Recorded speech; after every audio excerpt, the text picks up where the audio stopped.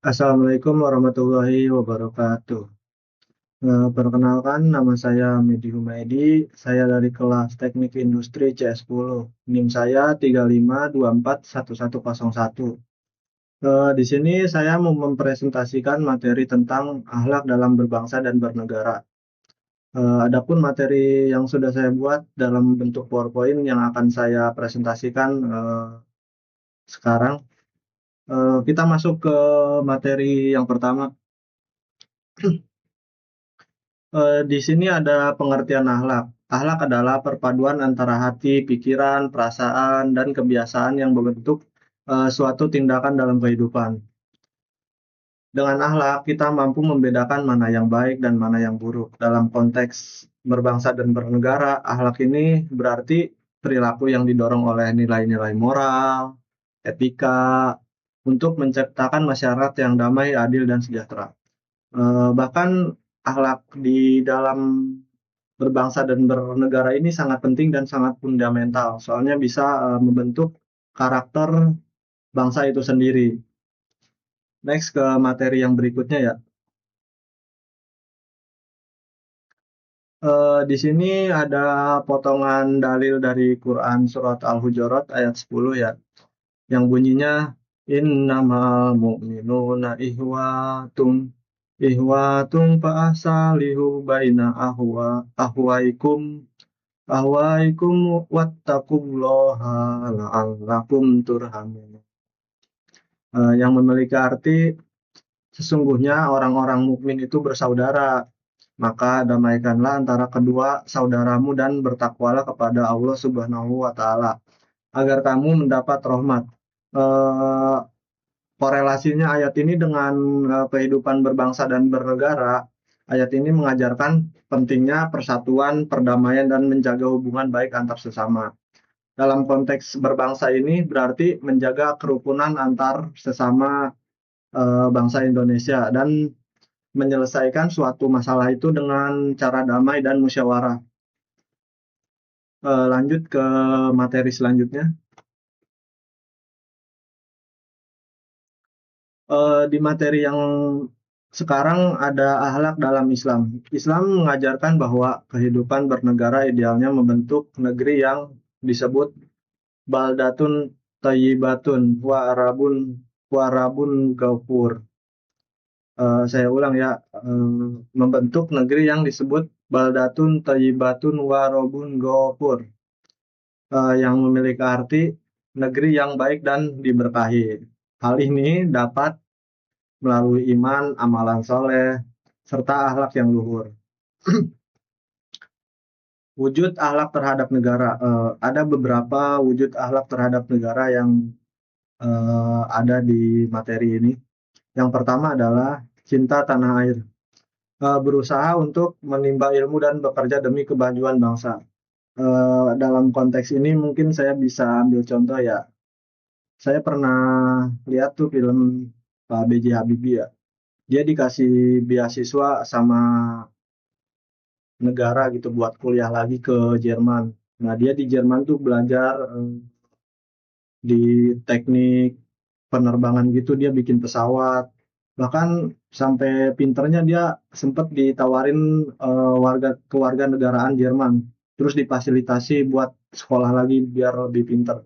Tapi Pak B.J. Habibie ini nggak apa ya, nggak mau gitu diajak jadi warga negara Jerman. Dia lebih baik milih balik ke Indonesia buat ngimplementasiin ilmunya di Indonesia, terus ngebuat kapal buatan Indonesia. Mungkin itu salah satu wujud bentuk cinta tanah air yang bisa kita perbuat atau lakukan.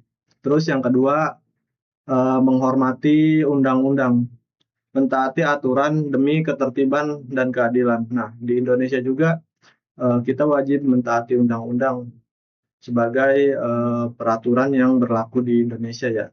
Terus yang ketiga, menegakkan keadilan. Di sini menegakkan keadilan itu berlaku adil dalam semua aspek kehidupan sosial maupun politik. Mungkin dalam kehidupan sosial kita harus bersikap adil terhadap semua warga Indonesia, tidak tanpa terkecuali ya.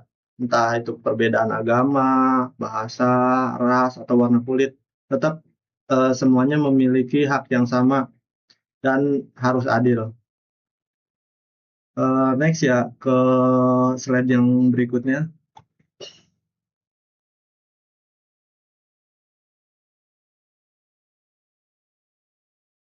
Di sini ada nilai-nilai akhlak berbangsa dan bernegara. Yang pertama, pasti keadilan, memberikan hak secara profesional dan tidak diskriminatif. Keadilan di sini benar yang sebelumnya saya bilang ya, di sini keadilannya tidak memandang bulu lah, entah itu kita dari daerah mana, ras mana, suku mana, tetap hakikatnya sama sebagai warga negara Indonesia, memiliki hak yang sama seperti hak kesehatan yang sama, hak pendidikan yang sama, tanpa terkecuali. Pokoknya semua rata dah kalau di Indonesia. Yang kedua, kesetaraan. Masih ada korelasinya dengan keadilan ya. Kesetaraan di sini hak dan kewajiban yang sama bagi seluruh warga. Berarti semua warga di Indonesia ini memiliki kesetaraan yang sama tanpa terkecuali pria, wanita, anak kecil, orang Jawa, orang Papua, orang Sumatera, orang Aceh, semuanya sama mendapat kesetaraan hak antara pendidikan, kesehatan, dan lain-lain. Di sini ada juga kejujuran dan keterbukaan, membangun kepercayaan dan transparansi. Kejujuran dan keterbukaan mungkin di sini saya ambil contoh dari pemerintah ya. Misalkan kita bayar pajak nih tiap tahun ya, berapa gitu pajak kendaraan bermotor, PBB, entah apalah itu, atau penghasilan. Nah, si pemerintah ini pasti ngasih tahu kita nih alokasi dana dari pajak ini buat apa sih? Kayak perbaikan infrastruktur jalan, penerangan, bahkan upgrade pendidikan ya. Bisa ngasih beasiswa ke orang-orang yang ber, apa, berpendidikan tinggi atau pintar, dalam artian ya bisa biar bisa sekolah lagi lebih tinggi, terus dia dapat ilmu yang banyak balik lagi ke Indonesia dengan harapan bisa ngimplementasiin ilmunya di Indonesia. Nah, seperti itu. Terus yang selanjutnya, tanggung jawab, menjalankan kewajiban sebagai warga negara. Di sini banyak ya kewajiban warga negara, seperti membayar pajak, itu salah satu kewajiban warga negara Indonesia. Terus mentaati peraturan undang-undang, terus sama saling bersikap toleransi satu sama lain. Terus yang terakhir ada juga sopan santun, menjaga etika dalam pergaulan antar warga negara. Kita harus mempunyai etika dalam bergaul sesama warga negara, seperti kita harus mencerminkan warga Indonesia tuh baik-baik gitu, jangan ngasih contoh yang buruk kayak seperti eh, hal-hal yang jelek ya kita share ke luar, jangan seperti itu. Harusnya kita harus meng-share hal-hal yang baik, seperti Indonesia tuh eh, kepulauannya banyak gitu, daerah wisatanya bagus-bagus. Nah, misalkan seperti itu ya. Next ke slide selanjutnya. Di sini ada peran akhlak dalam berbangsa. Akhlak yang baik bukan hanya penting untuk kehidupan pribadi, tetapi juga sangat berperan dalam kehidupan berbangsa dan bernegara. Beberapa peran penting akhlak yaitu yang pertama, menjaga persatuan dan kesatuan bangsa. Dengan akhlak yang baik, warga negara mampu menahan diri dari tindakan yang bisa memecah belah. Nah, kalau kita semisalkan memiliki akhlak yang baik, kita gak gampang terpecah belah, kayak terpecah belah oleh isu politik lah, ras atau agama. Mungkin kemarin-kemarin kayak pas pemilihan presiden ya banyak kayak berseliweran isu-isu politik kayak 02 misalkan orangnya begini, 03 begitu, 01 ada lagi begitu. Nah, kita jangan terprovokasi. Kita harus punya pendirian sendiri dan akhlak sendiri. Kalaupun memang beritanya benar, mungkin bisa disampaikan, tapi dengan cara tidak melebih-lebihkan. Cukup sewajarnya saja. Terus ada selanjutnya, akhlak menuntun manusia untuk berlaku adil dan tidak semena-mena terhadap orang lain. Yang selanjutnya, memperkuat rasa cinta tanah air. orang yang berakhlak akan mengabdi dan berkontribusi untuk kemajuan negara. Nah, sama seperti yang sebelumnya saya sudah bahas juga ya, kalau misalkan seseorang sudah cinta dengan tanah air, mau sejauh manapun dia pergi mencari ilmu atau eh, bekerja, pasti ujung-ujungnya pulang ke Indonesia buat ngeimplementasiin apa yang udah dia dapat di luar sana. Itu salah satu bentuk cinta tanah air yang paling sederhana. Yang selanjutnya adalah warga yang berakhlak akan terlibat aktif dalam kegiatan sosial dan pembangunan lingkungan. Di sini saya ambil contoh sederhana aja mungkin.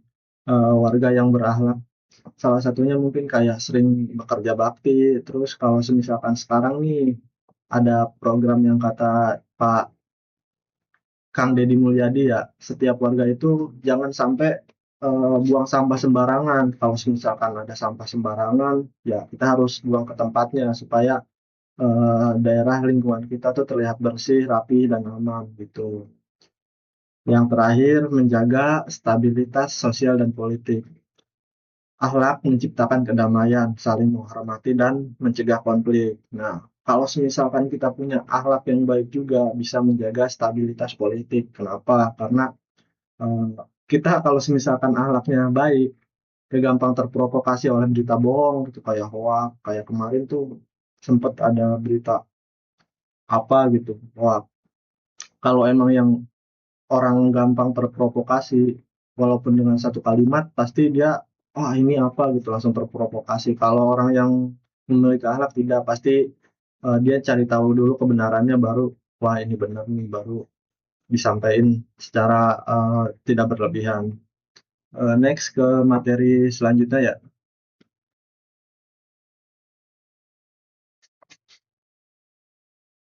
Di sini ada contoh sikap akhlak dalam berbangsa. Yang pertama, menghargai pendapat orang lain. Contohnya, kita tidak memotong pembicaraan saat musyawarah. Terus mematuhi hukum dan peraturan juga. Nah, kalau misalkan saat bermusyawarah, kita usahakan jangan memotong eh, pembicaraan orang lain sebelum selesai, biar kita juga tahu apa nih yang dibicarain sama orang tersebut. Nah, baru kita ambil kesimpulan. Nah, itu juga merupakan salah satu contohnya ya. Terus yang berikutnya ada juga mematuhi hukum dan peraturan. Tuh. Ada beberapa contoh. Yang pertama, tidak melanggar lalu lintas, membayar pajak tepat waktu, mengamalkan nilai-nilai Pancasila. Eh, itu juga merupakan salah satu contoh mematuhi hukum dan peraturan. Terus yang ketiga, contoh menjalin toleransi antara beragama, menjaga kerukunan dalam beragama, contoh saling bantu antar negara tanpa terlibat suku atau agama. Nah, misalkan saya ambil contoh di sini ya, kita tuh ngebantu seseorang tuh jangan pandang dari latar belakangnya. Gak peduli gitu latar belakangnya, agamanya apa, sukunya apa. Kalau emang kita memiliki sikap akhlak dalam berbangsa, pasti akan ngebantu gitu orang-orang yang dalam kesusahan tanpa pandang bulu ya. Terus yang terakhir ya, bertanggung jawab sebagai warga negara. Salah satu contohnya adalah mengikuti pemilu, menjaga kebersihan lingkungan, dan melaporkan jika ada tindak kejahatan. Di sini mengikuti pemilu juga merupakan salah satu tanggung jawab sebagai warga negara. Kenapa? Karena dengan mengikuti pemilu kita bisa tahu arah negara ini mau kemana gitu. Kalau misalkan kita memimpin si pemimpin A bakal begini, yang pemimpin B bakal begini. Nah, arah negara itu bisa ditentukan oleh kita sendiri dan bertanggung jawab sebagai warga negara. Next. Di sini mungkin ada beberapa tantangan dan solusi akhlak dalam berbangsa ya. Yang pertama adalah tantangan korupsi dan penyalahgunaan kekuasaan. Ya, ini sering banget sih terjadi di Indonesia ya. Banyak oknum pejabat yang menyelewengkan dana bantuan, intoleransi, dan konflik sosial kayak antar pejabat tuh sering terjadi konflik, entah itu berebut kekuasaan, daerah, entah apalah banyak. Ada yang kedua adalah intoleransi antar konflik sosial. Contohnya di sini penolakan pembangunan rumah ibadah oleh kelompok tertentu. Terus yang kedua, kurangnya kesadaran hukum dan etika. Salah satu contohnya membakar sampah sembarangan dan merusak infrastruktur umum. Terus di sini ada juga solusi-solusinya ya. Kita bisa mengambil solusi dari tantangan yang di atas, ada pendidikan akhlak sejak dini, sosialisasi nilai-nilai Pancasila dan Undang-Undang Dasar, penegakan hukum yang adil dan transparan, penguatan budaya gotong royong dan toleransi. Itu semua merupakan salah satu bentuk solusi mengatasi tantangan berbangsa dan bernegara. Kita lanjut ke slide selanjutnya ya. Baik, sekarang kita masuk ke bagian materi yang terakhir ya, yaitu kesimpulan. Kesimpulan dari akhlak berbangsa dan bernegara di materi ini adalah akhlak bernegara adalah sikap moral warga negara yang mencerminkan nilai-nilai seperti kejujuran, toleransi, tanggung jawab, serta keadilan dalam kehidupan berbangsa dan bernegara. Akhlak ini sangat berperan penting ya dalam kehidupan berbangsa dan bernegara, seperti bisa mendorong persatuan, menghargai perbedaan, serta mendorong partisipasi aktif dalam pembangunan dan demokrasi suatu negara. Contohnya di sini kalau kita misalkan lebih mendalami akhlak berbangsa dan bernegara, kita bakal jauh dari kata korupsi gitu. Kita bakal menjauhi banget hal-hal seperti itu. Soalnya kenapa kita paham tentang akhlak dan cara berbangsa dan bernegara yang baik. Terus yang selanjutnya akhlak berbangsa dan bernegara ini bisa juga menjadi eh, mencerminkan kepedulian terhadap kemajuan dan keharmonisan bangsa itu sendiri. Jadi memang akhlak berbangsa dan bernegara ini sangat penting ya di kehidupan sehari-hari. Bisa menjauhkan kita dari hal-hal yang buruk lah tentang berbangsa dan bernegara. Mungkin dari contoh kecilnya ya, kita bisa terhindar dari sikap korupsi karena emang korupsi ini bisa sangat merugikan negara begitu. Jadi kita sebagai warga negara Indonesia wajiblah mengetahui atau lebih mendalami ilmu tentang berbangsa dan bernegara ya. Mungkin cukup sekian ya dari saya, Medi Humaydi. Saya tutup. Wassalamualaikum warahmatullahi wabarakatuh.